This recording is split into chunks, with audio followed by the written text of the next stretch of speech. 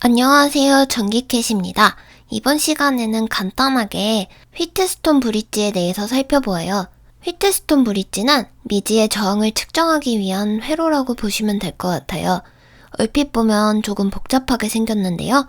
조금 간단하게 그려볼게요.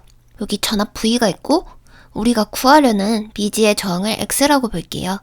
나머지 3개의 저항도 연결해 볼게요. 여기 R1, R3, R4 이렇게 나타내 볼게요. 우리가 측정하고 싶은 저항은 X인데 왜 다른 3개의 저항을 연결할까요? 요 다른 3개의 저항과 XY의 관계식을 이용해서 전압 V와 전류 I를 흘려주었을 때 X의 값을 도출해 볼 수 있어요.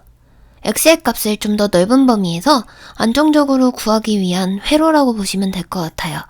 그냥 저항 하나에 전압과 전류를 걸어두고 오음의 법칙으로 더 간단하게 구해볼 수도 있어요. 하지만 실무에서는 측정 안정성이나 측정 범위 내에서 구하기 힘든 어려움이 있기 때문에 정밀하게 구해내기가 어렵죠. 그래서 이런 회로를 쓴다? 이 정도로만 봐주시면 좋을 것 같아요. 그럼 이 위치에 있는 저항 X를 구해볼게요. 우리가 전류를 흘려주게 되면 X와 R4 사이에 있는 요 지점과 R1과 R3 사이에 있는 요 지점, 요 사이에 걸리는 전압을 한번 체크해 볼게요. 요걸 우리가 Vout이라고 표현을 해보겠습니다. 요 Vout 값은 전류가 흐르면 저항 값이 어떻게 배치가 되고 전류가 어떻게 분배가 되느냐에 따라 달라지겠죠. 요건 지난 시간에 공부한 직렬회로, 병렬회로 부분을 참고하면 이해하기 쉬우실 거예요. Vout을 구하라고 하면 좀 복잡할 것 같아요. 하지만 여기서 특수한 경우를 하나 살펴볼게요. 바로 Vout이 0이 되는 지점에 말을 합니다. 무슨 말이냐면 전류가 이렇게 두 갈래로 갈라지잖아요. I1과 I2로 나눠지겠죠. 그리고 전압도 감소하면서 내려가는 패턴이 있을 거예요.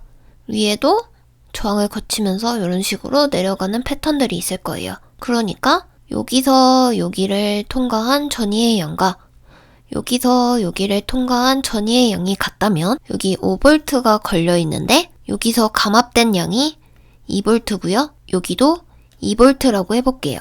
그러면 여기 양단에 전이도 각각 3V, 3V씩 걸리겠죠. 그럼 여기 전이차가 0이 되는 상황이 발생하는 거죠. 이런 상황에서 관계식을 적절히 이용하면 요 X의 값을 알 수 있단 소리예요. 이게 바로 휘트스톤 브릿지의 원리입니다. 여기서 여기까지 걸리는 전압을 V2, 여기서 여기까지 걸리는 전압을 V1이라고 해볼게요.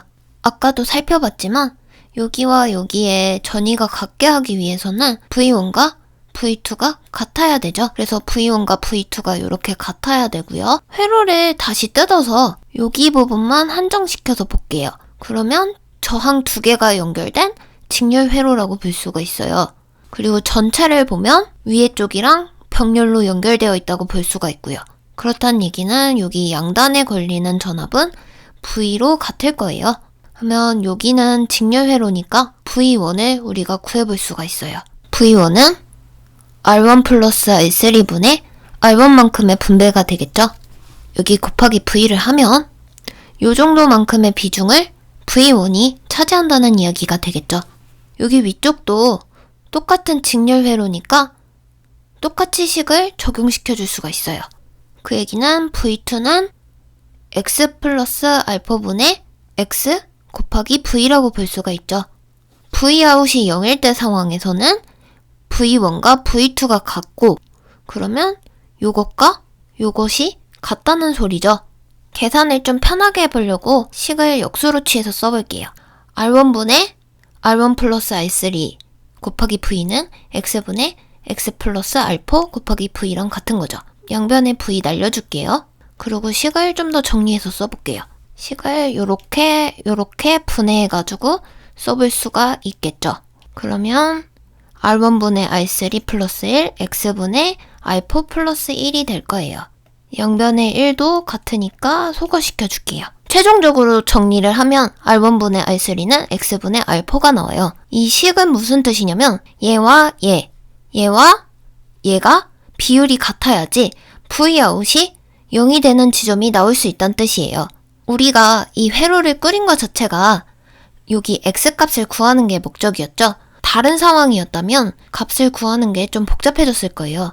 하지만 vout이 0인 순간, vout이 0이 되게끔만 만들어준다면 여기와 여기 걸리는 전압이 같게끔 세팅된 상황에서는 요 4개의 저항 관계가 이런 식으로 단순해집니다. 그러면 x값을 한번 구해볼게요. 변을 정리해가지고 x값을 도출을 하면 R3분의 R1 곱하기 R4 이런 식으로 단순하게 구할 수가 있습니다. 이것이 휘트스톤 브릿지에서 미지의 저항 x를 구하는 방법이에요. 이건 모든 상황에서 적용되는 게 아니라는 점 염두해주세요. 여기와 여기 전이차가 0이 될 때, 그러니까 여기와 여기 걸리는 전압이 같을 때 적용되는 식입니다. 따라서 휘트스톤 브릿지를 실제로 쓸 때는 전압계로 여기 사이에 값이 제로가 되는지 확인을 하고 계산을 해야겠죠. 여기까지 해서 미지의 저항을 측정하기 위한 휘트스톤 브릿지의 원리에 대해서 살펴보았습니다.